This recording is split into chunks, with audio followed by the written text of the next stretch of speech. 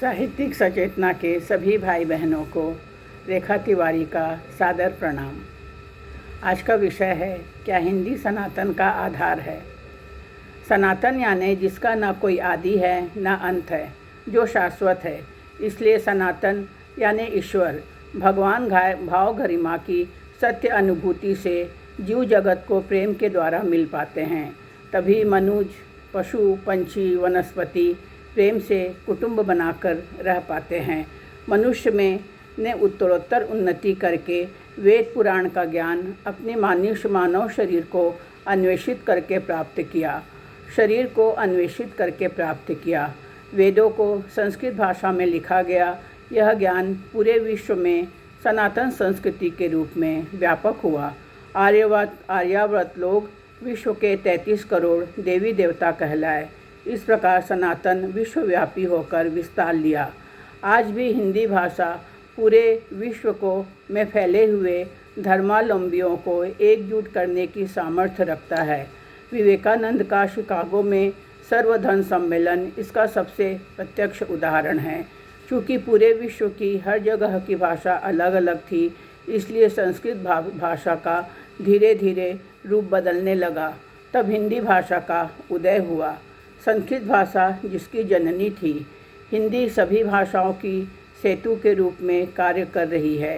हिंदी भाषा में भाव की प्रधानता थी, जिसकी वजह से भक्ति युग का प्रादुर्भाव हुआ और उस समय समाज में व्याप्त अंधकुरीतियों और मूढ़ मान्यताओं को कबीर, तुलसी, मीरा, सूरदास, चैतन्य महाप्रभु ने जड़ मूल से उखाड़ फेंका। हिंदी संस्कार की आधारभूत शिला है और नारी शक्ति को उच्च चरित्रवान बनाकर देवमानव की टकसाल गढ़ने की विधा है। हमारे धर्म ग्रंथ रामचरितमानस और गीता को अपर से अपर नारी भी हृदयगम करके उसके बनाए आदर्शों पर चलती थी।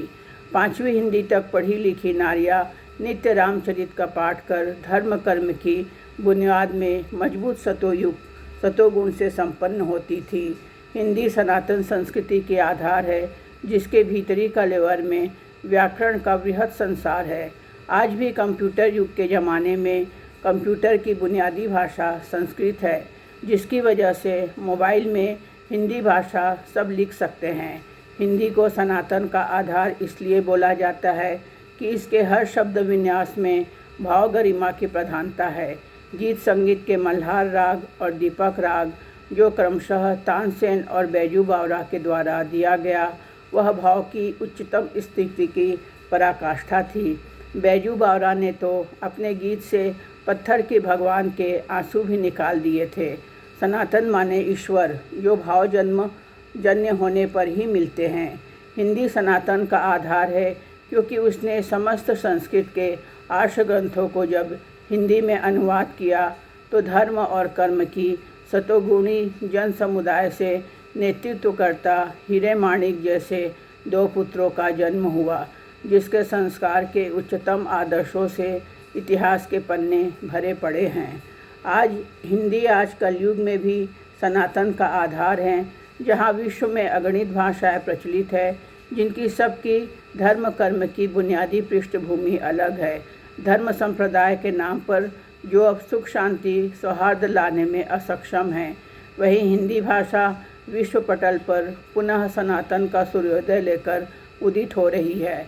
समय समय पर हिंदी को नष्ट करने की पूरी कोशिश की गई, लेकिन हिंदी सनातन के सिद्धांतों पर सदैव कायम होकर चिरकाल से आज तक अपनी बुनियाद